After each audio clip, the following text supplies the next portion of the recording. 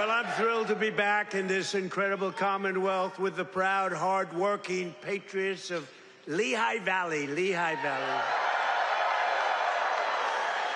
And I'm also proud to say I won this state in a landslide. We won it by so much.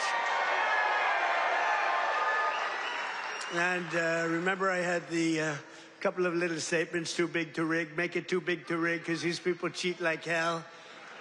They cheat like hell, but we won it by a lot. And maybe we should run again. Should we run one more time? I'd like to do that. But I got more votes than any candidate in the history of Pennsylvania. Can you believe that, Bo? You would have gotten more. And today I'm especially honored to be here in the place that builds some of the toughest vehicles on the road, Mack Trucks. Mack Trucks is doing a great job. We have all of the Mack people, the chairman. We have a whole group of here, all the leaders, the big guys. They're trying to get a contract for 15,000 trucks. 15,000. I said, that's a lot. I said, how many are you looking for? 10, 15? No, 15,000, sir. That's a lot of trucks. For more than 100 years, this legendary company has been making trucks right here in eastern Pennsylvania, building the heavy-duty machinery that keeps our economy rolling, our factories moving, and our industries roaring all across the nation.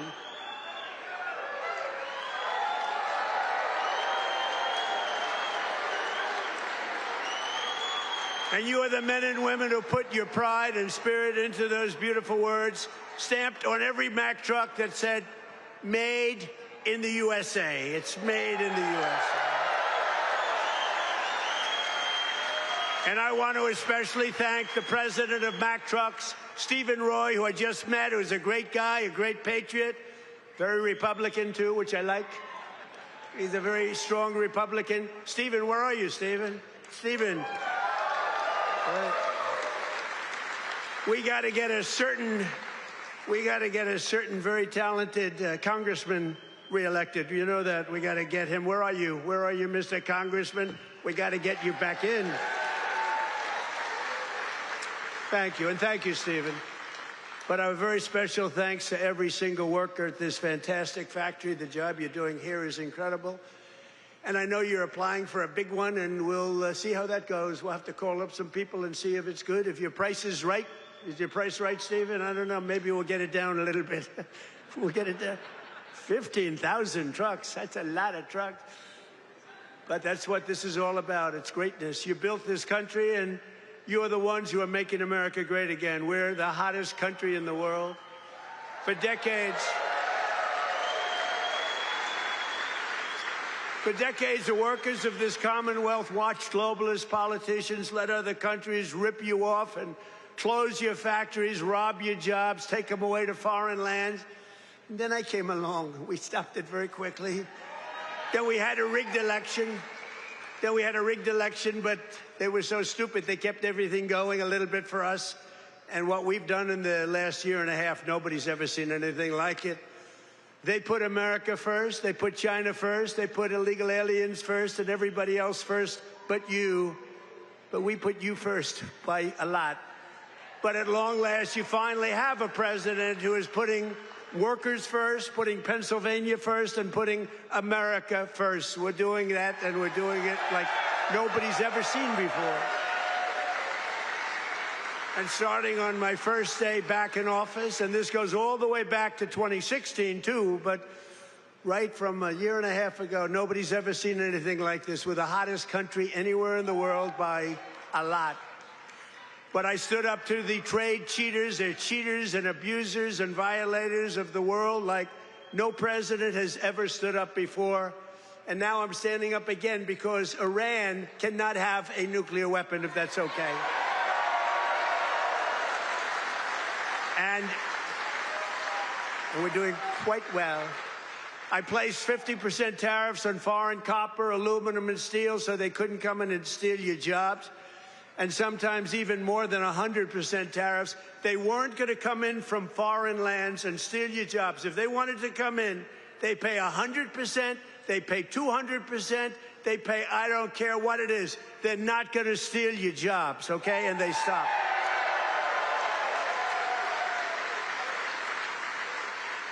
And right now we have more factories being built, and I mean car factories, AI factories, factories of every type, than we've ever had in the history of our country by 3 times. That's because they didn't want to pay the tariff. How don't you pay a tariff? You build your factory here and you hire American workers. It's quite simple, actually. But as you know, I placed a 25% tariff on foreign automobiles, and very importantly, I posed a 25% tariff on medium and heavy-duty trucks so that Mack Truck could do very well with its factory in Pennsylvania. But all American roads will be filled with American trucks very shortly. Very few people are able to compete with us anymore. They used to rip us off. It was like we were a bunch of babies. American labor worked with us, too. I just met the head of your unions, and they've been terrific. They work with us, and they're fair. They treated us good. Maybe we can negotiate a little bit tougher. Where the hell are the union guys? Those guys are great. They're great. There they are. I want to just say hello. We gotta make sure you vote for our congressman here. I'm not doing this for my health. Right? Muser. We even have Muser here. That's right. Within a single year of taking office, I slashed trade deficit with China by the largest amount in the history of trade. And we, by the way, have the biggest trade deficit cut in the history of our country, 67%. Think of this. We had a trade deficit. We cut our trade deficit. If you're a president and you cut it by 1%, they say, oh, you're doing a great job. 2%, you're a genius. I cut it by 67%. That's why you have all of these factories being built. And they'll soon be opening. They're already opening. But when those factories are opening, I don't know what you're going to do. You're going to negotiate very good salaries, that I can tell you, because they need you. In many ways, they need you more than you need them. American exports to the rest of the world are up by $150 billion. You hear that, Bo? It's not bad. You got to wrestle a long way to make that. Bo is going to have to win a lot of tournaments to have to make that money. Think of it, $150 billion up. We never had that. We always have losses. We take in much more than we send out. Now we're up $150 billion, and that's nothing, because when all these factories are opening up, Mr. Senator, another great one, what a great senator you have. Did you fight hard? David, did you fight hard? He was with me at, I think, every stop. I said, where the hell is David? He's right there, sir. And he's working hard, and he's a great guy, and he's working very hard for you. But a short time ago, we were a dead country. We were laughed at all over the world. We were a dead country. People were laughing. They were saying, what the hell happened to that country? The King of Saudi Arabia said it 2 years ago. I was over there. He said, you know, sir, 2 years ago you were a dead country, and now you're the hottest country anywhere in the world. It's true. And we're hotter now than we were then.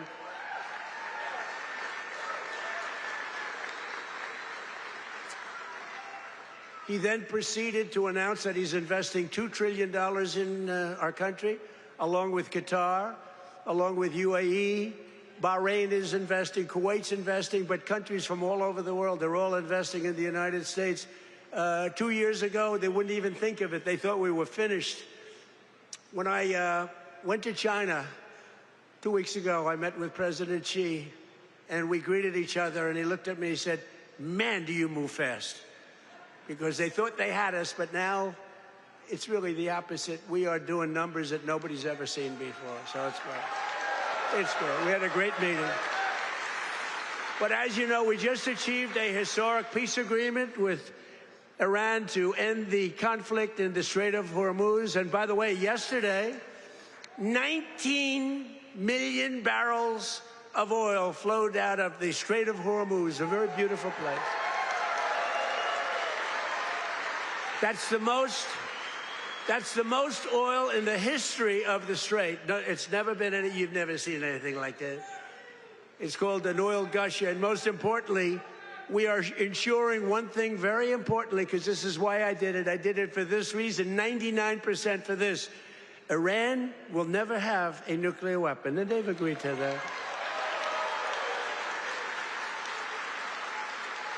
But remember, this wasn't easy. We had 47 years worth of presidents and other people, other countries too. We're not the only one that never did anything. They were the bully of the Middle East. And now we're leaving Iran with no Navy, no Air Force, no anti-aircraft, no missile capability, no nuclear program. We're leaving them without any nuclear capacity, and they've agreed to that. And we're getting along quite well, although if you read the fake news, you never know. Think of it. The fake news, they have no army, they have no navy, they have no air force, they have no anti-aircraft. We can fly over Tehran just at will. Nobody going to do anything to us. And then I read the fake news that they're doing quite well. They're not doing quite well. These people right there, look at all of them. Whoa, whoa, whoa. That's a lot of press. That's almost as much press as Bo had at the White House last week when he knocked out his opponent in the first round. Right? I think you had more. Bo had more press. But the Iran economy has been crushed, and their defense industrial base has been damaged so severely that it'll take them many years to rebuild, many, many years. And now we're trying to work out a deal that's fair. And we also want to work out a deal. You know, the stock market hit a new high today again. And oil, for the first time in months, hit, think of it, $70 a barrel. So we got it 70. That equates to a very low price. Oil is going to come charging down. And with oil comes everything else. Because I inherited from these Democrats. You know, they're Democrats. I changed the E for a U. It's very simple, Democrats. I don't know why I didn't think of that 9 years ago. I just thought of it about a month ago. They're Democrats because their policies are so dumb. Men and women's sports. You know, Bo was with one of the great champions, Tony. Tony, could you have taken most women in the heavyweight championship? He was the heavyweight champion of the world. Do you think you would have had trouble with a woman of approximately your size? Be hard to find a woman of your size, but if we did, I think you would have been okay. What do you think, Bo? Could he have handled it? I think so. What about you, Bo? Could you handle a woman of approximately your, 182 or something? Think there's a 182-pounder that could give you a little tussle? I don't think so. I don't think so. He's such a nice guy. You say, no, not really. I don't think so. When she looked at those ears of Bo, when she looked at those ears, she'll say, I'll take a pass. She'll say, I'm not going to fight that guy. The average price of gasoline nationwide is down 60 cents a gallon just from a short while ago. And remember this. Remember this. We had to make this detour. We had to go to Iran. You can't let them blow up the Middle East and then us, if that's possible. We would have gotten them before, but they would have blown up Israel. They would have blown up the entire Middle East. You can't let that. You want to see a bad economy? That's a bad economy. So, but remember that our oil in the middle of this conflict was less than it was for Sleepy Joe Biden. And we're putting out a fire. Biden, Clinton, Bush, all of them. Barack Hussein Obama. Have you heard of him? Have you heard of Barack Hussein Obama? None of them did anything. Obama gave them $1.7 billion in green cash. Remember, on a 747, they flew over piles of cash, $1.7 billion. Gave them hundreds of billions of dollars and thought they could bribe them into peace. No, the only thing they understand is what these guys in the front row understand is the hammer. Because if you look at what we did to their nuclear capacity with those beautiful B-2 bombers, that was truly a hammer. In fact, we named it a hammer, Operation Hammer. But our economy is ready to soar to levels the world has not seen before. I believe that, David. I think it's going to levels that nobody's ever seen before. All these factories are being built, and they're going to be occupied, and they're hiring people now. And it's going to be something very beautiful. I don't know who's going to follow me, but remember that I was the one that did it, okay? Somebody's going to walk into office, and they're going to have the most successful country in history, and they're going to be bragging what a great job they did. Now, we did it. In 4 long years of the crooked Joe Biden administration, they got less than $1 trillion of new investments. So think of it, Crooked Joe. What do you like better, Sleepy Joe or Crooked Joe? Ready? Sleepy Joe. Crooked Joe. I'm surprised. I like Sleepy Joe better, but Cookie Joe, they're both good. I use them both. But in less than 1 year, so they did much less than $1 trillion of investment from outside the world. Much less than 1 trillion. We just have the final. We had 11 months at 18, but we just got the final. $19.1 trillion in 12 months. Can you believe it? Investment from all over the globe. And since the election, the stock market has set 73 all-time records. In other words, yeah, sit down. We've got plenty of time here. It's an honor that you're all standing. Oh, look who we have, the Wall. Stand up, Wall. Look at this guy. Oh, I'm going to get a suit just like that guy. I'll bet he's been to 200 rallies. Him and, where are my guys? Oh, look at my guys, front row Joes. I got these front row Joes. And where are the women from North Carolina? They're here. They travel all over the world. I don't know what the hell's with their husbands. These beautiful women from North Carolina. They travel all over. They went to 200 rallies. How many rallies have front row Joes gone to? Hundreds. Everyone. And then it was very sad. My last rally, I said, I may never see you again, right? And then we won the election in a landslide. And who the hell do I see? I see my front row Joes. So I'm happy about that. Thank you. What a group. We had some group. We'd be all over the place. And when they didn't make the front row, it was very demeaning to them. They were not happy, right? But the front row, they became actually very famous, front row Joes. And the typical 401k, as you know, is up almost $30,000 in, it was 12 months, it was 13 months. It's up 44%. Think of that, up 44%. Because, you know, as goes the stock market, so goes a lot of your own wealth. And I tell about this police officer. I met a police officer first time, similar thing, but now the numbers are even more. I was in New York. I met a great police officer, New York finest. And he said, sir, I want to thank you. I said, for what? He said, my wife didn't think much of me, very much. We were having marital difficulty, actually. She thought I was nothing. I'm a police officer. I'm a tough guy. I looked at him. The muscles were all over the place. He didn't suffer from that. But she thought maybe that muscle wasn't so good because he was always losing money in the stock market. And he said, sir, in the last year and a half, my 401k is up 74%, sir. And she thinks I'm Warren Buffett. She thinks I'm a super genius. I said, how are you getting along with her? He said, well, I'm not so sure I like her anymore, but I won't tell you that. I refuse to say that. He's getting along just fine. But a lot of people have come up to me, David, and they thanked us. 401ks, you know, the stock market. Who has a 401k here? Yeah, look, a lot of people. More Americans are working today than at any time in the history of our country, and we've created over 32, now, think of this, 32,000 new jobs just starting in Pennsylvania alone. David, you have to get credit for that. And in the last few months alone, we've added 2,600 Pennsylvania manufacturing jobs, and that number is going to go much, much higher as the factories start to open. Because right here in Lehigh Valley, Eli Lilly has just announced, great company, by the way, drug company, a $3.5 billion investment in a brand new state-of-the-art manufacturing facility right down the road. That's going to create over 1,000 jobs, just that one. Nokia is investing $30 million to expand its semiconductor testing and packaging operations, thousands of jobs.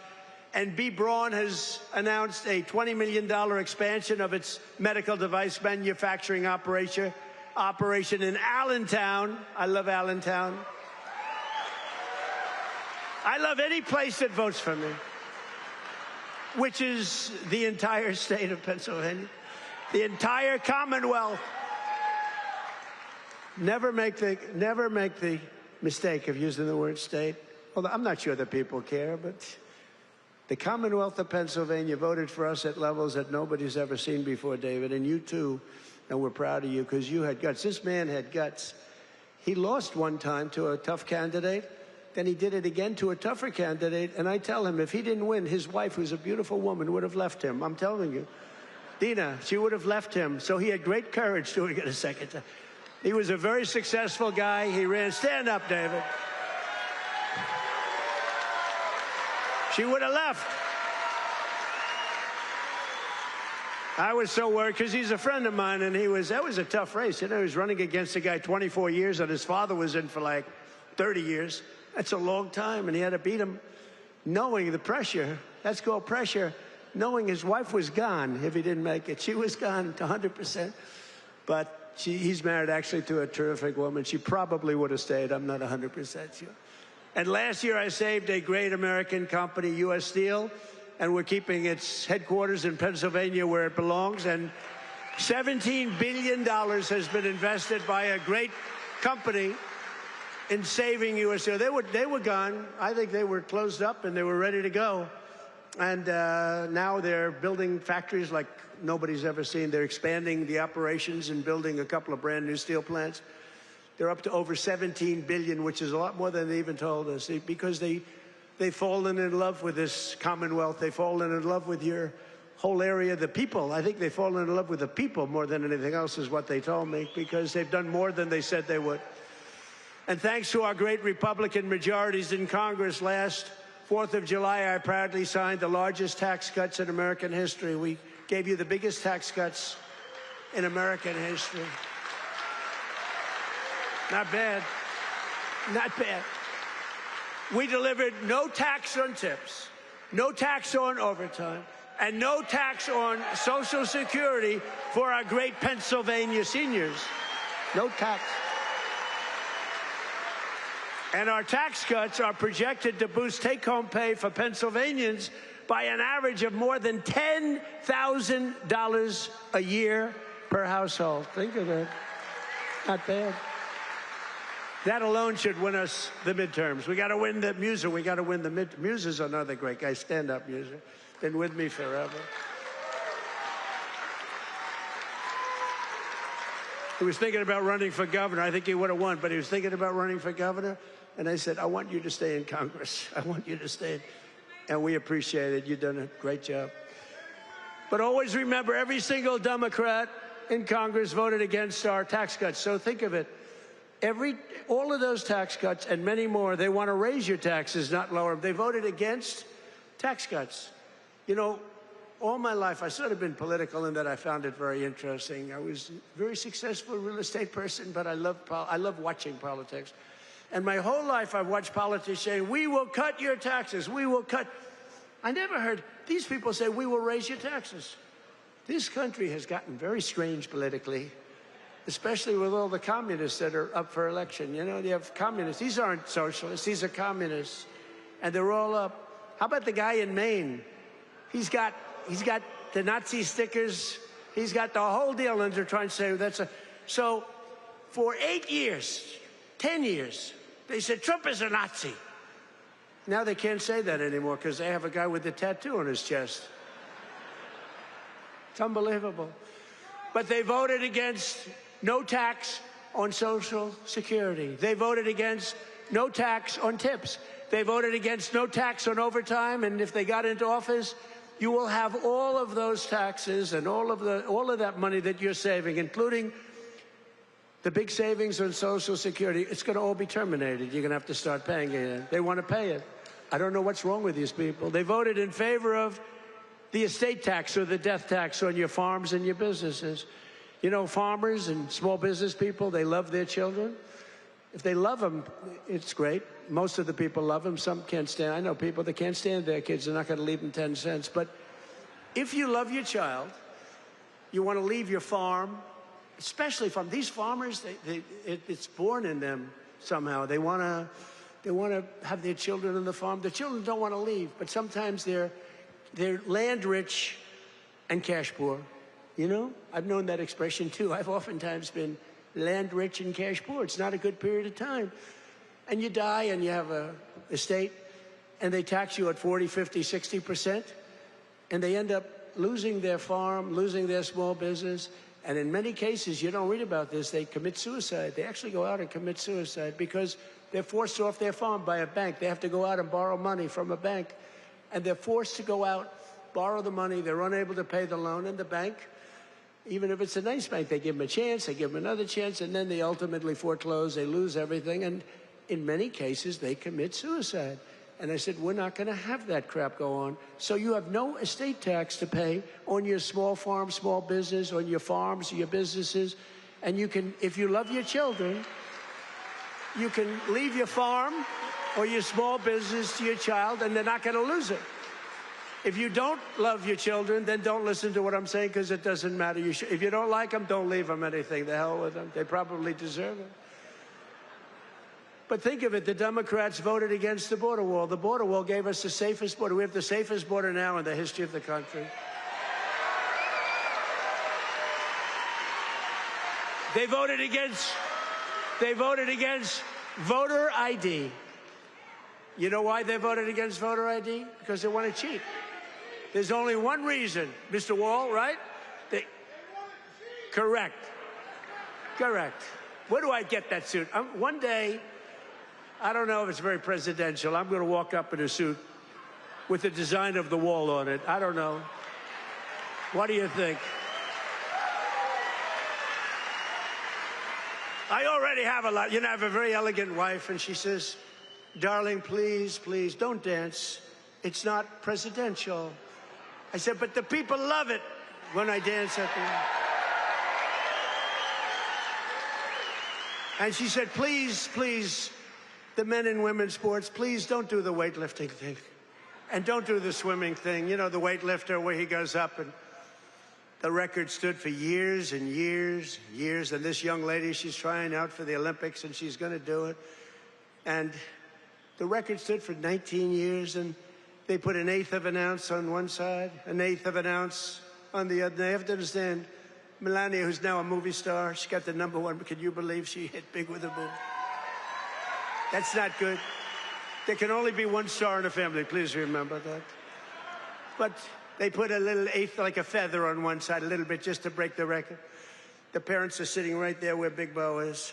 He's a nasty guy. That punch he threw, ay, ay, ay. Got to be very nice to Bo. I got to be very nice. Got to make sure he's never angry at me.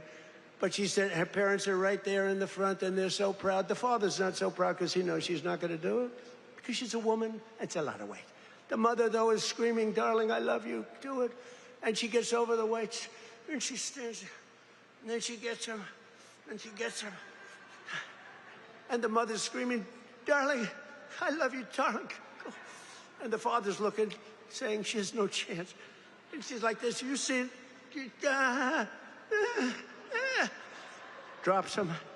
And she's like devastated for the rest of her life. And then a guy comes along who transitioned. That's the term. I've gotten very good at that term. I used to take a lot of heat for my definition of the movement over. But he transitioned. He was a poor, very poor, bottom of the line, male weightlifter. But now he's a female weightlifter.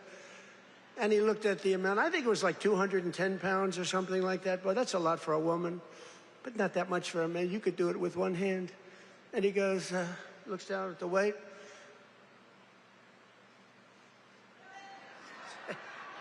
I think he did a few things for emphasis. And he won the medal. And everyone said, oh, isn't that wonderful? Are we crazy? Men should not be able to participate in women's sports.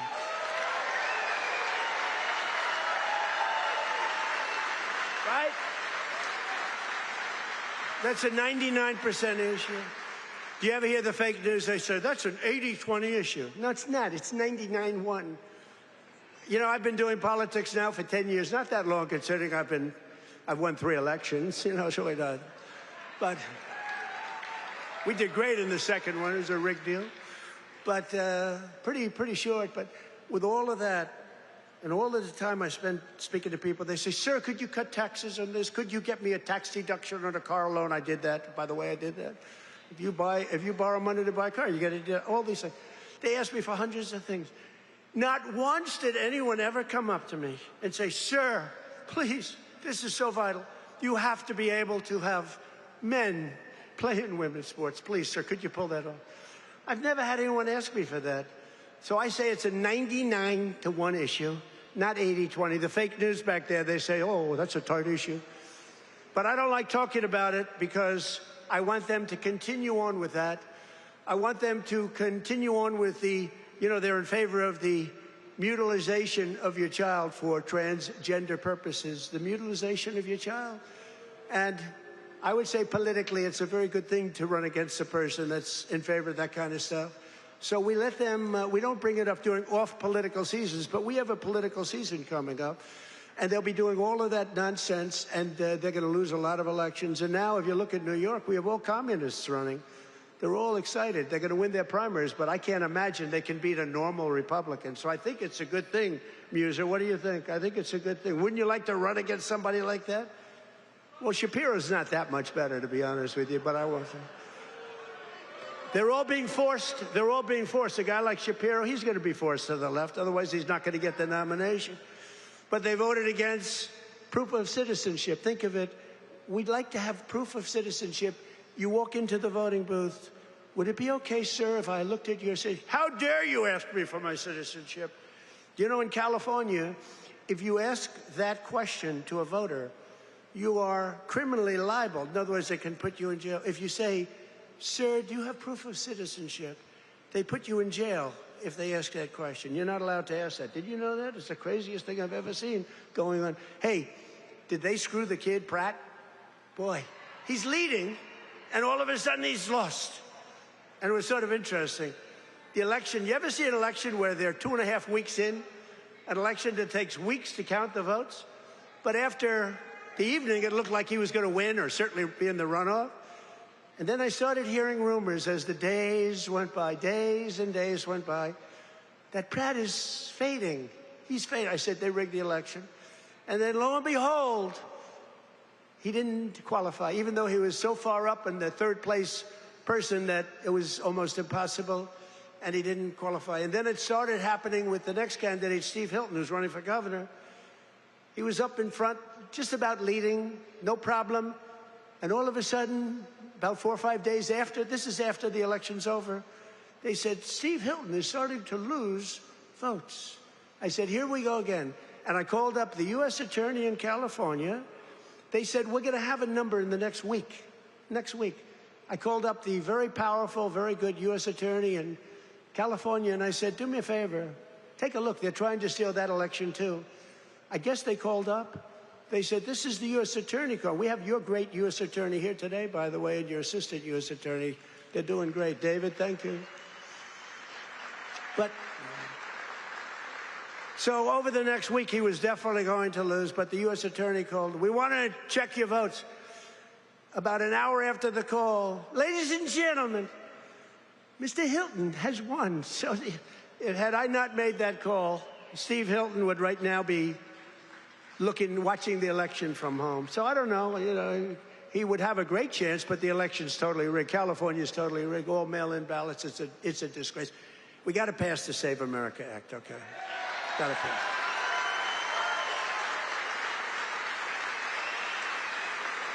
We got to pass Save America, you, McGee. Look at these guys. What love. A friend of mine is a very big real estate developer, but he's got a problem with speaking in front of crowds. He chokes, he chokes like a dog. He said, how do you do it? I say, it's easy, because there's so much love in the room. There's so much unbelievable love. It's easy to do, No, he's got this tremendous fear of speaking. He said, the guy's a major player. Most of you have heard of him. And he's a killer. He destroys people for a living, financially, not physically, financially. Physically, he can barely walk. He's a basket case. But he's up here. He's very smart. And he destroys people. He's very rich. But he can't get up in front of a crowd and talk. I said, what's wrong with you? He said, I don't know. I have a fear of crowds. Do you believe it? All sorts of people. A lot of people want to do what I did. A lot of people, well, David did it. David was very successful, but he's a great speaker. But a lot of people, they say, well, Trump became president. From being a very successful businessman, he became president. I want to do it too. And that's when they find out that they might have the flaw of speaking, or even worse, is a terrible past. You know, the past will come out to haunt you. It's not an easy thing to do, but I love it. You know, I say it's real easy to do when you have people that love you. I guarantee, who here voted for Trump? Yeah.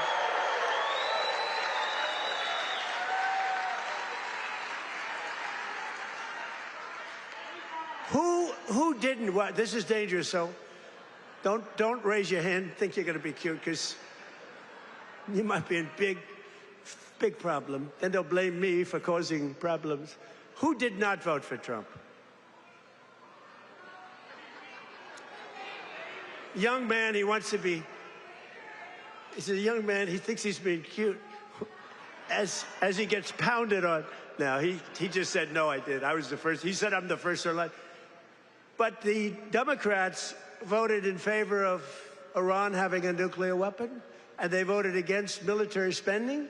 But I overrode that. Let me tell you, if the Democrats get in, your 15,000 trucks that Mr. Roy is looking to get are dead. They're not going to have 15,000. They're not going to have 15 trucks. They'll be back to the number I originally guessed, right? How many are you making? 15? 15,000 trucks will be down to nothing, zero. And they'll make you put electric on it, you know, electric, so that when you're in the middle of a jungle someplace and you need a charge, where's my charging booth? As opposed to carrying a nice tank of diesel on your back, throwing it in and taking off, right? Where's my charging booth, they'll be saying. They created the strongest, we created the strongest military in history, and you see that with Venezuela. Venezuela, one-day operation, like, great. Good army. And now we're making a lot of money with Venezuela, and Venezuela's doing great also. It's a happy country now. But it took us exactly 48 minutes to win that war. We have the greatest military in the world, 48 minutes. And we've paid for the cost of the war. Where do you hear this? 28 times already. More, but 28 times. So the cost of the war, we've already, because we brought millions of barrels of oil out, and we're getting along great. The people running it, they're our people, they're great people. And the people are happy in the country. They have smiles. They were miserable. They were starving. But they have a lot of oil under that ground. You know how you find oil in Venezuela? Just look at the ground. You'll see oil bubbling up. They have so much oil. They don't know what to do with it, but they had a bad system. They're making more money now for the country than they've ever made before, and we're making a lot of money, too. But also Iran, we knocked them out. 1 week, it was essentially militarily over. Much bigger country, 91 million people. And much different ideology. The ideology of the Muslims is slightly different than the ideology of the Catholics.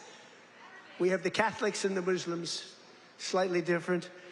But Venezuela's been great, and Iran's been great. I mean, you know, if Iran's reasonable, if they're smart, otherwise we'll have to finish the job, which will take about maybe less than a week.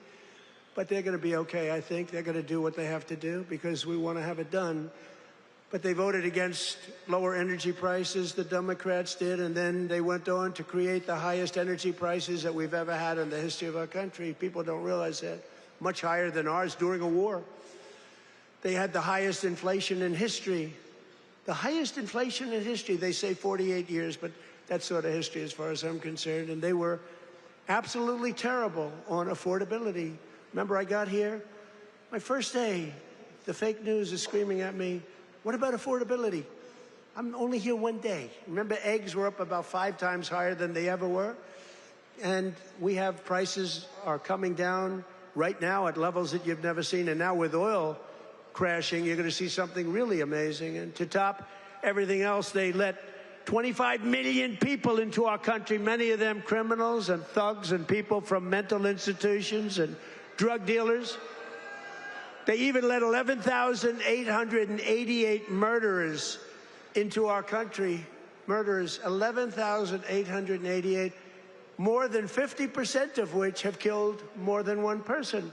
And I've gotten the worst of them out. We've gotten them out, Tom Homan and our whole group of people.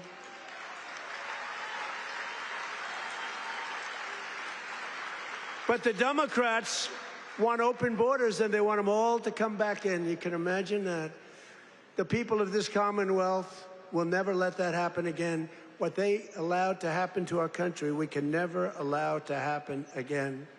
As an example, the war with Russia and Ukraine would have never, ever started if I were president. We can never let elections get rigged again. But we're pleased to be joined today by one of those Pennsylvanians who's benefiting from the historic tax cuts, Sergeant Sam Elias, with the Bethlehem Police Department, who's a great guy. Ooh, they know him. Sam works the night patrol so that he can help his wife take care of their 6 beautiful children during the day. And I'm told their youngest is named Melania. Can you believe that? They named Melania. Where did you come up with that one? After our great First Lady. So Sam is taking home thousands of dollars extra because of no tax on overtime. And Sam, do you want to come up and say a few words? Come on up. Come on up, Sam. Thank you for all you do.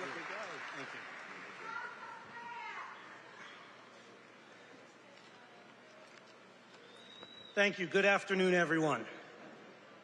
I'd like to express my appreciation to President Trump, Congressman Ryan McKenzie, and the entire White House administration. As a father of 6 children in a single-income household, I can tell you the Working Families Tax Cuts is a policy that helps my family. Hard work should pay off, not get punished with higher taxes. No tax on overtime, no tax on tips means more money in the pockets of working Americans. For my family, these savings have translated to what was once a day trip to the park, is now an overnight stay at the Jersey Shore. Bigger tax returns have allowed Americans to create new family memories and save for future projects. As the President said, I also work night shift as a police sergeant in the fine city of Bethlehem. Thank you.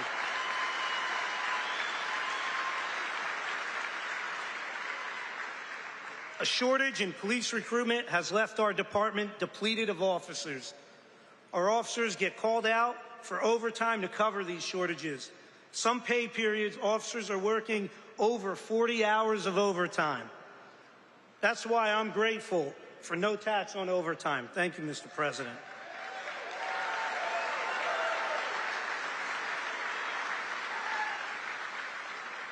I'm also thankful for the support President Trump and Congressman McKenzie have shown for law enforcement. You understand that communities thrive when we invest in public safety. Congressman McKenzie has stood strong with public safety and working families. And that's why he's been endorsed by the brothers and sisters of Bethlehem FOP Star Lodge 20.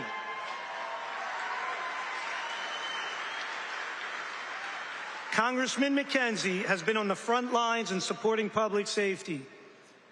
He secured $700,000 for the Bethlehem Police Department for much-needed technology and equipment upgrades at our police department, along with bringing home $1.6 million in funding for volunteer firehouses and infrastructure.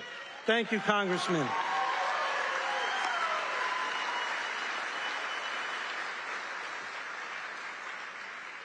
I'm a very grateful American, a son to Lebanese immigrants who came to the United States 50 years ago in pursuit of the American dream.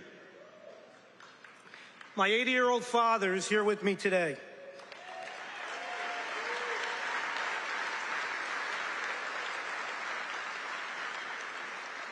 He would often tell me, work hard and it'll pay off. Well, 50 years later, thanks to President Trump and Congressman McKenzie, my father's dream has come true. I thank you for that.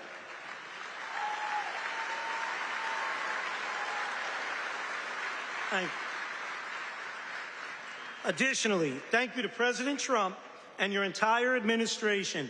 After more than 50 years, the Lebanese people finally have an American ally who advocates for a sovereign and independent Lebanon governed by the Lebanese people.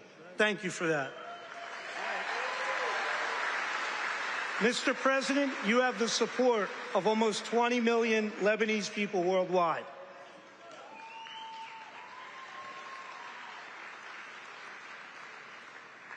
Leadership is more than a title, it's action. I'm grateful for the actions coming from President Trump and Congressman Ryan McKenzie. Your actions have prioritized the American dream. Less taxes, safer communities, and America First policies.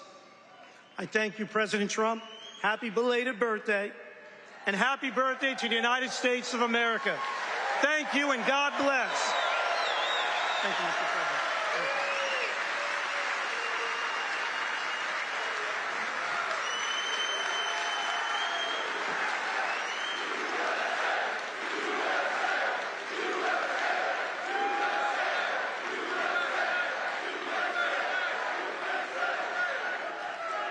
Thank you very much. You know, I just looked at all these pages. I said, oh, we're in trouble. But you know what? That was good. That was a good job. I was a little worried when I saw the pages after page. Very good. Great job. Sam, where's your father? Hello, Pop. How are you? Got a good boy.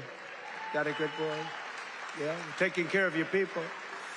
So our administration is also delivering one historic win after another for another group that works a lot of overtime, and that's our great auto workers. We have a lot of auto workers in here today.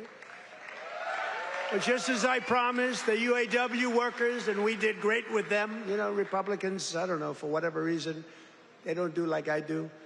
But in the campaign, I ended Biden's insane electric vehicle mandate, that crazy mandate, which meant that in a short while, all cars had to be all electric, and many of them would be built in China and others in foreign countries all over the world. That's what was going to happen, and I stopped that. I ended it in my first week in office. I ran on it. And you know what? If you like electric cars, I think that's great. I wouldn't say Elon was thrilled with what I did, but he understood that. But if you like electric cars, I think it's great, but you have to have the right to buy a regular, I mean, we have more gasoline than any country anywhere in the world if you want to have gas. If you want to have a hybrid, you can have whatever the hell you want, including electric. But I terminated Biden's disastrous fuel emission standards that would have crushed Mack trucks. Mr. Roy, your company would be crushed if I didn't do that. You wouldn't be bidding on anything, neither would anybody else. It was the most insane environmental regulations ever conceived of by man. It was totally unreasonable and ridiculous. And you can sell trucks for much less money that are now much better trucks that work, that actually work. And we made interest on auto loans, fully tax deductible, but only if you buy a car that is made in the USA. Otherwise, we're not interested. Otherwise, we're not interested. And I saved the auto manufacturing business in America. We have more auto plants being built today than we've had in 60 years, than I think maybe ever. And bigger and better. They had a big one in a certain state that I love also. I love a lot of places. And they took out this old plant, but it was big. And I said, did you redo it yet? They said, we're not redoing it. We're ripping down and building a brand new one, a beauty. You know the one I'm talking about, David. But we're pleased to be joined today by Pat McHugh, a Marine Corps veteran, a great guy, who spent 28 years with Mack trucks. And he leads the cab assembly and serves as new product line launch leader. It's a big deal. And Pat's grandfather worked here, his dad worked here, and now his son is working here and doing well. And they know how important it is to keep manufacturing jobs in Pennsylvania. Pat, say a few words. Mr. President.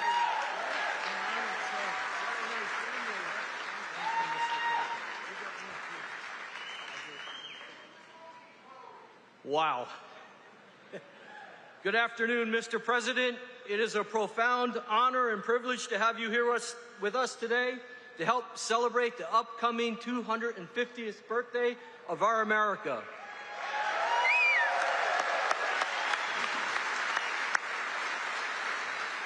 And most recently, our 125th anniversary of building Mack trucks.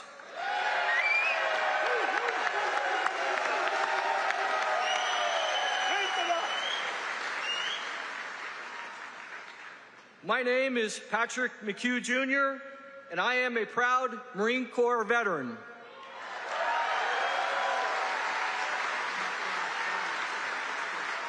In addition to that, though, I am an even prouder Mack Truck employee.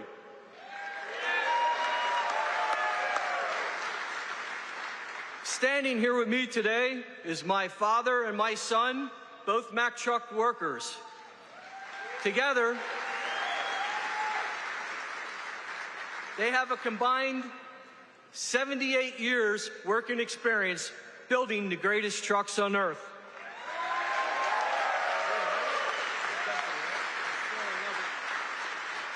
You can say Mack Trucks runs in our blood. At Mack Trucks, we work hard to build the trucks that help build America. And we are proud that those trucks are built in the United States of America.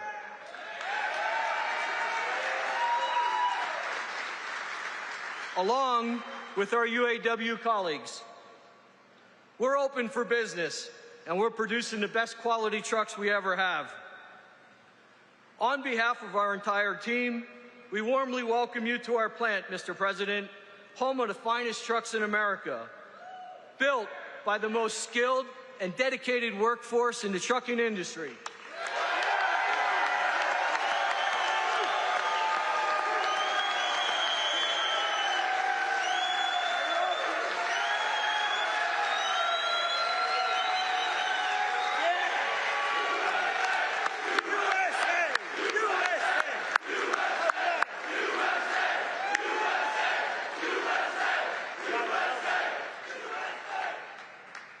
So, Mr. President, I want to say thank you for choosing to highlight Mack Trucks on your visit today, and thank you for supporting our American workforce.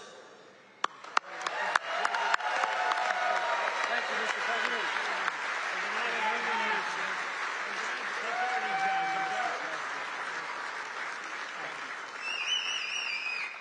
Well, thank you, Pat. That's a good family. That's a great family. Great people. They're proud of your company. I want to also thank two people, very special people, because I know them and I know what they do, and it's not easy, but they've done a great job. David Durgan and Timothy Herzog of the UAW committee. Where are you guys? Thank you.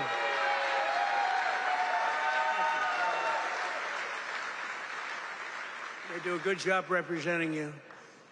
Ease up just a little bit so they can get the contract, okay? Just a little bit. Thank you, fellas. Get this congressman elected. That's what you got to do. But we're pleased to be joined also by Labor Secretary Keith Sonderling. Keith, where are you, Keith? Where's Keith? Hi, Keith. Good job. Is he treating you guys good? Is he all right? He better treat you good. A very special guy, somebody that everybody wanted. I have to tell you, everybody wanted him. He's some person, he was actually an astronaut. He went out, he made a lot of money because he's smart. And he's now the NASA administrator. You saw that rocket 2 months ago up and go around the moon in record levels, the furthest any ship has ever flown, and come back. And he's working very heavily on the moon. But what he's done with NASA is amazing. And he's a very special person and a brilliant one, Jared Isaacman. Jared, thank you.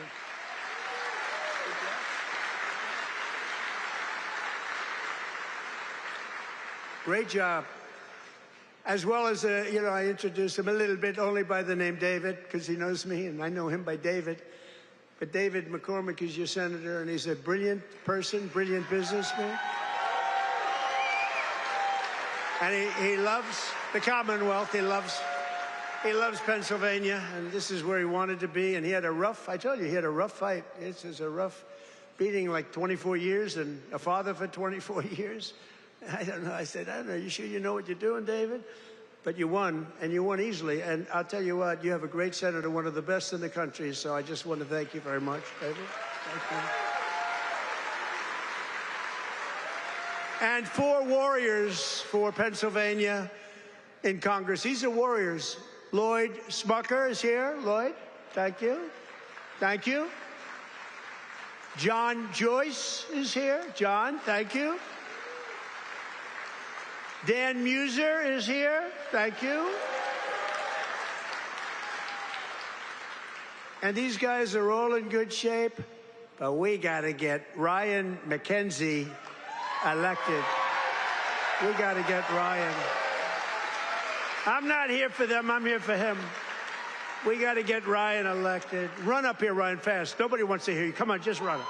Nobody wants to hear you, Ryan. Do what David did. He'd go up for 1 minute. Thank you very much, everybody. It's nice to be here. And everybody thought he was the greatest speaker. Right? Okay. Say a few words. Excellent. Well, Mr. President, I can't thank you enough for coming here to the Lehigh Valley, highlighting the great men and women of Mack Trucks, doing all the work that you do in Washington, D.C. for our veterans, our first responders, and everybody across this country to continue to maintain America as the greatest country in the world. You are the president that is fighting for all Americans. Thank you for being here, sir. Thank you, sir. Great job. Thank you for being here.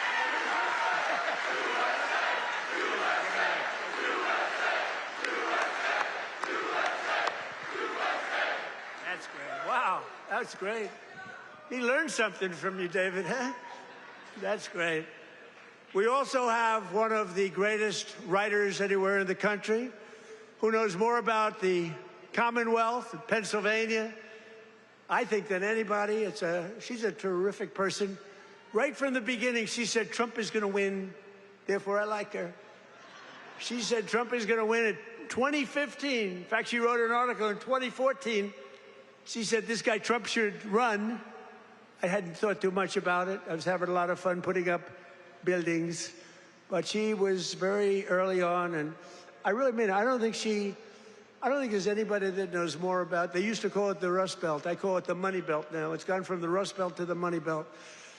Either one is okay, but there's nobody that knows more about it than Selena Zito. She's fantastic. Where are you, Selena? Where are you, Selena, with your beautiful daughter? Thank you, Selena. Selena's an incredible woman, and her daughter is following in her footsteps. She's just been so good. Very powerful writer, actually. Some of the biggest papers in the world. It's nice to have good stories on occasion, truthful stories. Thanks as well to the president of the NRA who's here with me, Bill Bockenberg. Bill, stand up.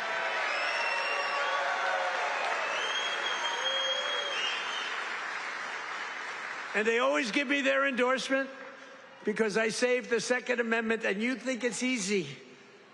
On occasion, it was not easy, right, Bill? But we did it. We did it with your help. And we're doing a couple of other things, working with you and your people. But I think you've done a fantastic job. The NRA, everybody, they really have been. They've been with me right from the beginning. And Bill asked me, would I support the national right to carry legislation? How do you feel about national right to carry?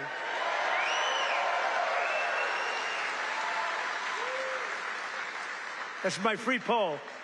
You know what that is? That's a free poll. I don't have to pay $300,000 to somebody that doesn't even do polling, you know, to give you phony numbers. See, those are real numbers. National right to carry. Yeah, we're working on it. And we have a very special guest who you just saw on the highest rated fight show ever in the history of television, the UFC Freedom 250. So this guy, well, I just have to set it up a little bit if I don't mind. Because I'm thinking, you know, I'm a similar size. I weigh more than he does, actually. So therefore, I have a tremendous physical advantage over him. His muscles are slightly harder and slightly younger. He's a lot younger. But I think I can do it because I'm a great athlete. He knows I'm a very good golfer. And I'm much better off on the golf course against him than I'm on the wrestling mat. But he went virtually undefeated. I mean, he won 4 years. He was the top wrestler. His friend, Tony, who's another champion, I'll introduce you to, Tony. But these two guys were on the Penn State team. And Bo Nickel went, I mean, you couldn't defeat the guy. And then he had every medal. I guess he was a 3- or 4-time All-American. But then he turned pro and he went to the UFC. Did you find them tougher? Yes, a little different. You know, a little different. But he's won just about everything. But he had a big fight last week with a lot of pressure, with the White House in the background. And he's a guy that I like. I met him a while ago. I looked at the ears. I said, man, this guy's a fighter. You can tell a lot by the ears. And he told me, no, he doesn't mind the ears. He likes them. It's almost a symbol. For great fighters, it's a symbol. That's why I'm worried about you, Tony. You have pretty normal ears. But I got to know Bo a little bit, and I got to root for him. And I almost felt like his father up there. His father's great, but I felt like his father, so I was nervous for the fight. And he was fighting somebody that Dana White, the great Dana White, he's a phenomenal guy. He said, no, Bo's got a tough one tonight. I said, why? Why do you do that to him? Because if you lose at this night, it was the biggest audience they've ever had, by far. The whole world watched it. The people at the White House, we had 5,000 seats around the cage we built, and we had 100,000, more than 100,000 people in the park right next door. We had the largest television audience they've ever had, by far. They said, why do you have to give him such a tough opponent? He was pretty tough. But then it happened. So Bo is known as a great wrestler because he was the best wrestler by far in college. Nobody could beat him. And I figured Bo would be wrestling.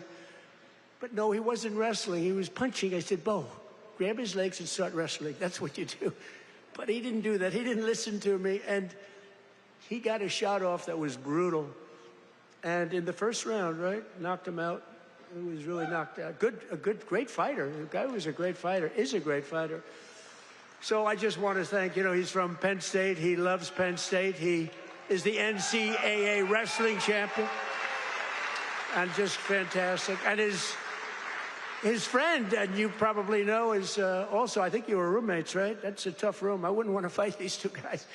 Let's go pick on those two guys. I don't think so. But he was the heavyweight, and he lost a lot of weight. He weighed 35, 40 pounds. I asked him, how much did you wrestle? About 40 pounds heavier. In other words, you want to live, right? You decide to lose it. But he was also the champion, NCAA champion, and his name is Anthony Cassar. So come up here, fellas, because I want to just ask the audience a question. Come here. Come here, Bo. So here's my question. If I work out for the next couple of months, really work hard, lifting those weights away, and really, really work, could I beat Bo or Anthony in wrestling? You're very disloyal. You're very disloyal. Say a couple of words about your fight. Thank you. Appreciate it. Wow, what an honor to be here. I think walking up here, I was almost as nervous as the fight, but it feels like a fight. Yeah, it feels like it, but this is exciting. I'm grateful to be here with everybody. So grateful to President Trump for making an event that, in my mind, never seemed possible happen. UFC Freedom 250 on the White House lawn. Unbelievable. I don't think there are too many presidents that have the courage to do something like that, and, just so unbelievable. For me, both my parents were high school teachers. My dad was a wrestling coach. My grandpa was a wrestling coach, and I grew up around sports and just competing from 5 years old, and so to be able to do something like that is a dream come true, and it's just through hard work, effort, discipline, and a lot of time in the wrestling room, a lot of time in the cage that I was able to do that. And that's really because America is the land of opportunity. And if you set your mind to something and you feel passionate about what you do, you can accomplish anything. And thank you. I don't want to take too much time, but I want to tell a quick story about the first time I met President Trump. It was in 2019 at the White House, and our team and I won the Nationals, the NCAAs, and at Penn State, we are. Let's go. And we were given the opportunity to meet President Trump, and it was really special because he took a lot of extra time to talk with us as wrestlers. I think he respected the wrestlers a lot, and I told him that when I'm done wrestling, I was going to fight, and he asked me if I needed a manager. And I thought that he has better things to do than that. But really, since then, I feel like we've had a special connection that I'm extremely grateful for. And fast forward 7 years, I'm fighting on the White House lawn, and I turn and look at my corner, and President Trump is right next to him.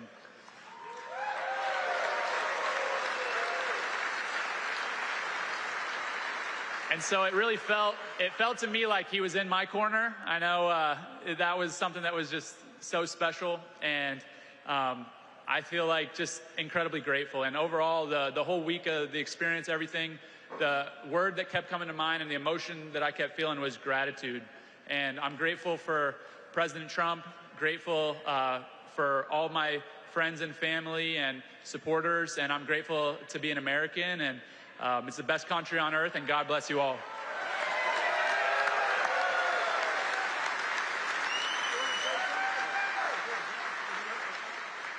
How's everybody doing? This is an awesome crowd. I'll keep this really short. It's just an honor to be here. Bo and I have been roommates since our freshman year at Penn State and never could have imagined this, but it's an honor to support Mr. President, this great nation, and the American workers that build the foundation of the United States of America. So as a small business owner, real estate investor, I just want to thank President Trump for the big, beautiful bill, all he's done for small business owners.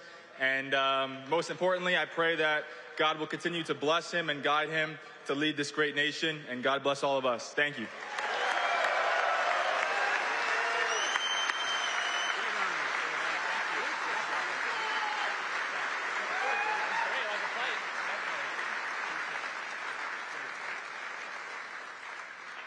Two great champions. That's great. It's good to have them here, too. We have a lot of champions in the audience. These are two very special people. When you do that, I was saying to myself, you know, going into that ring and you got all these people, we had the richest and the biggest politicians, we had the biggest of everything. You couldn't get a ticket. The tickets were selling for some crazy numbers, I heard. We gave them away to everybody, but somehow some got out. And I was saying that's a tremendous amount of pressure, and you're fighting the toughest people on earth. I mean, these are the strongest, toughest men on earth. No women in the crowd, but which is nice. But these are the toughest men on earth, and it's tremendous pressure.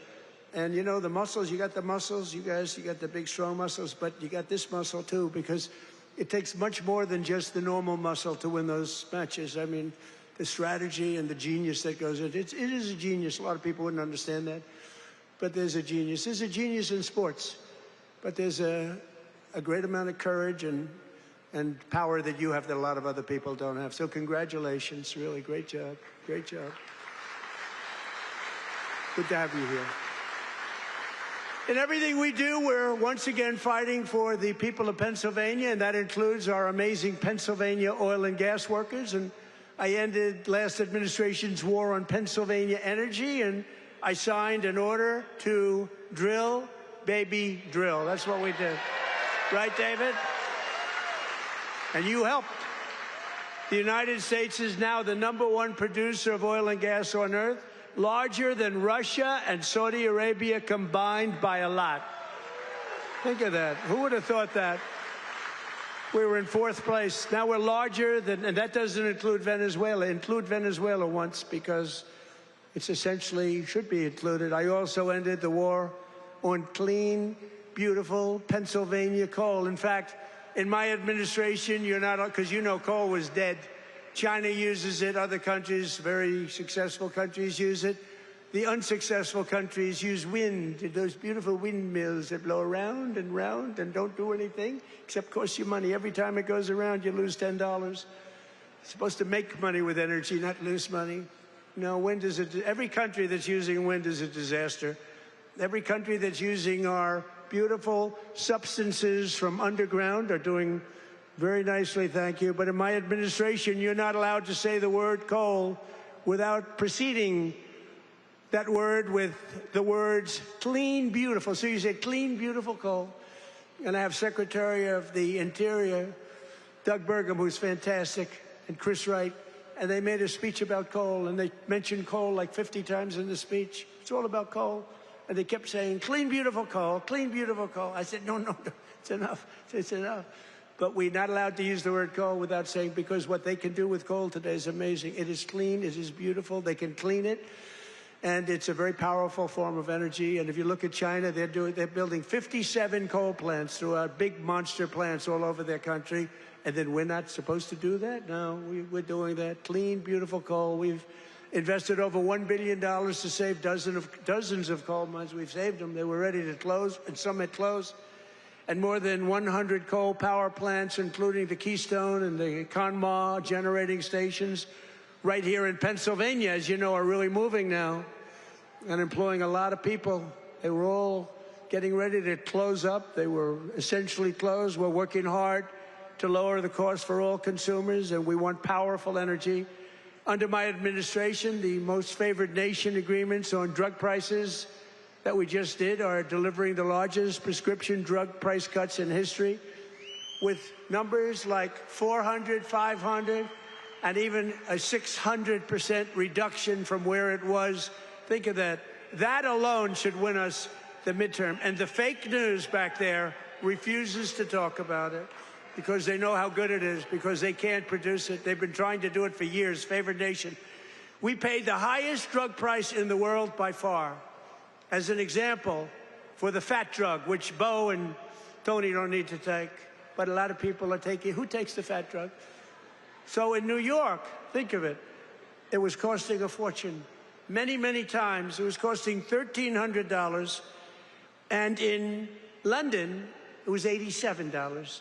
And a friend of mine who's extremely fat, sloppy, but very brilliant.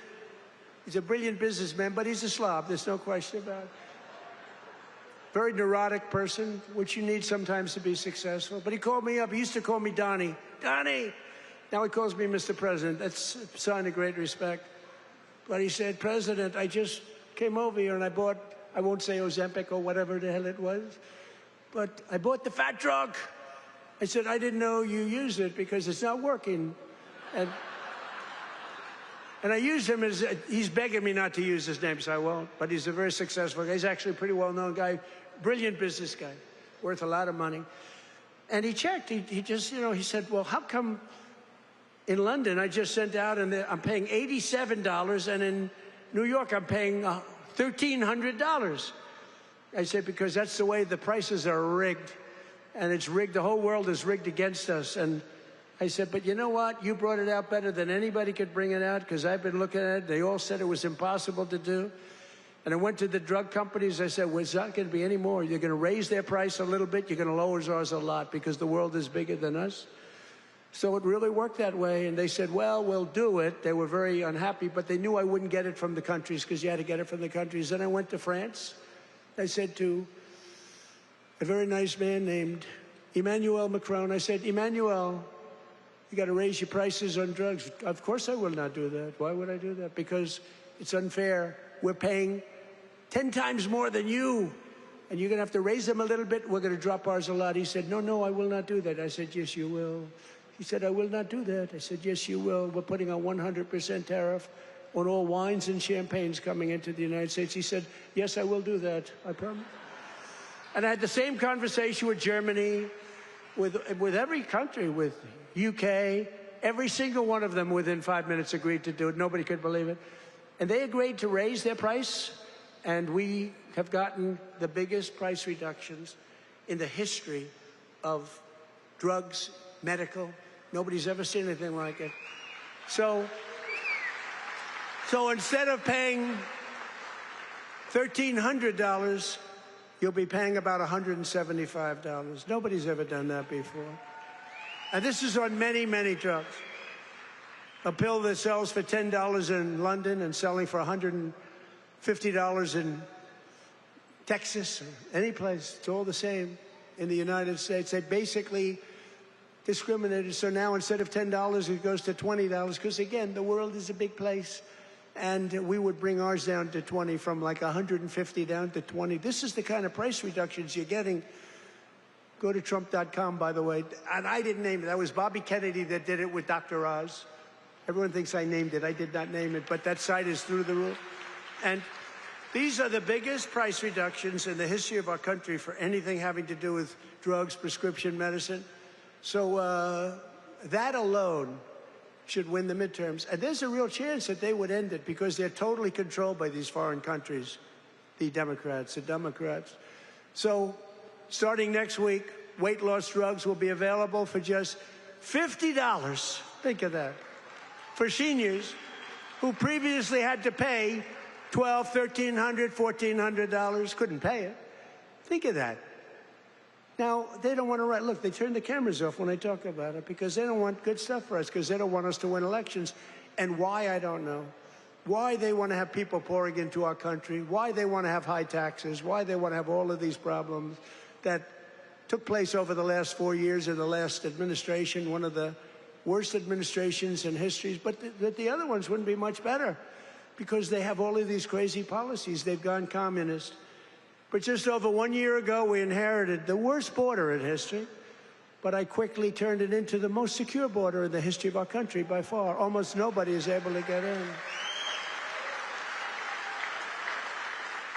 And in the past 13 months, and this is a chart kept by generally Democrat people, in the past 13 months, 0 illegal aliens have been admitted into the United States. Think of that. 0. And even I find that hard to believe, but it's 0. I mean, they'd love to have it be high, but we can't do that. We have a country, and we're going to run it well. We don't want to have prisons released into our... some of these countries were emptying their prisons into the United States of America through the southern border. Prisons, prison population. Some of the countries had no prison population left. You know what that saves them? Some of them had no mental institutions. The mental institutions were taken. All of those people were taken to our southern border and allowed to just walk freely into our country under Sleepy Joe Biden and his group of thugs, their group of real thugs. Weaponization, that's all they're good at, weaponization and cheating on elections. In 2025, we achieved the largest drop in the murder rate ever recorded in the history of our country, despite the fact that we haven't gotten all of these criminals out of our country. We had the lowest since 1900, that's 125 years ago.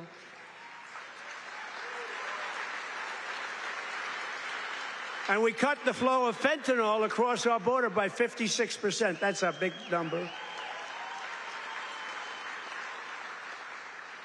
And we cut the flow of illegal drugs coming in by water, coming in by ocean or sea. We cut it by 97%. 97%.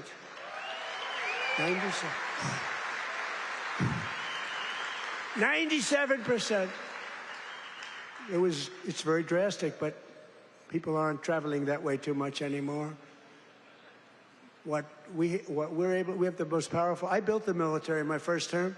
We used it in my second term, more than I thought, but we have no choice. We have no choice. But think of it, we cut fentanyl. For years, they've been interdicting. They've been grabbing boats, bringing them in, putting them in court. They go out by the same night. They're back sending drugs by the ocean, by the Gulf, by the sea. And now it's down 97%. And we're looking for the 3%, because I think those 3% are more brave than Bo Nickel was any day. The 3% of the people that are willing to get into a boat to deliver drugs now, they are the bravest people perhaps anywhere in the world. But it won't happen long. But what we've done is amazing. Our military, we have the greatest military in the world. We have the greatest law enforcement in the world.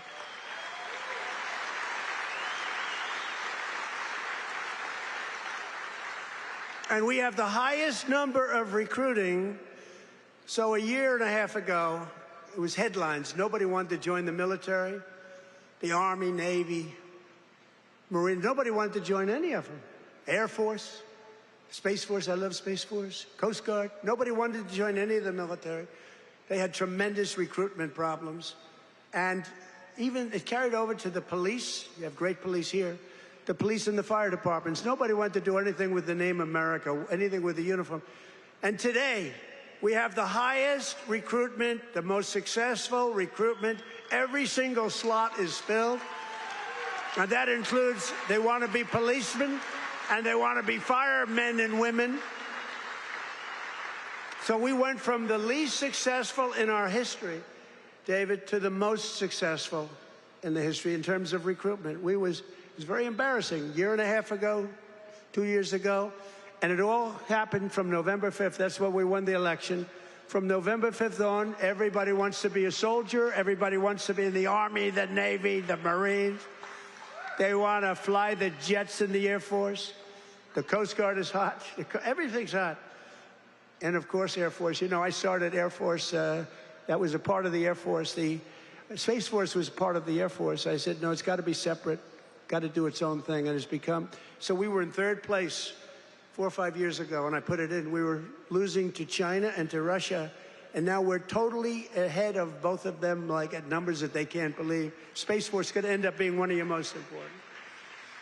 To stop the massive theft of taxpayer dollars, including millions of illegals, we've launched the war on fraud, led by our great Vice President, J.D. Vance. He's doing a great job. Doing a great job. Smart guy. We ended Medicaid for illegal immigrants, and we redirected $50 billion to make the largest investment in rural health in the history of our country, hospitals and everything else in the rural areas. And with the help of our Republican majorities in Congress, we will defend our jobs, our factories, our safety, and we will defend our borders like never before. We will crush violent crime, impose harsh new penalties on dangerous repeat offenders that shouldn't be in our country, crack down on Marxist prosecutors and judges, and we will immediately end the most dangerous thing that's ever been put into our country from the standpoint of law enforcement. Is called no cash bail. You kill someone, you go to the judge, they let you out, then you kill somebody in the afternoon. It's crazy. That was the beginning of crime. We will pass the great health care plan to stop all payments to big insurance companies and give the money directly to the people so they can buy their own health care, which will be much better care at a much lower cost. And we will pass the Save America Act to protect our sacred American election.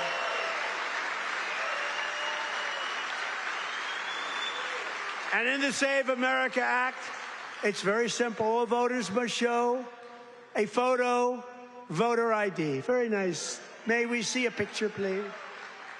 All voters must provide proof of citizenship.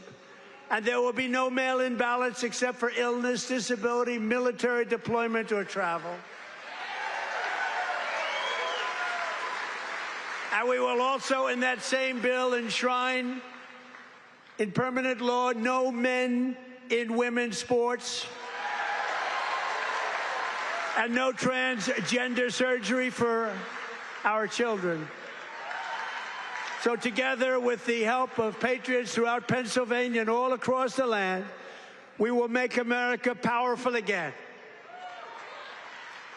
We will make America wealthy again. We will make America healthy again. It's all happening. It's all happening. We will make America strong again. We will make America proud again. We will make America safe again. And we will make America great again. Thank you very much. Thank you. Thank you, Pennsylvania.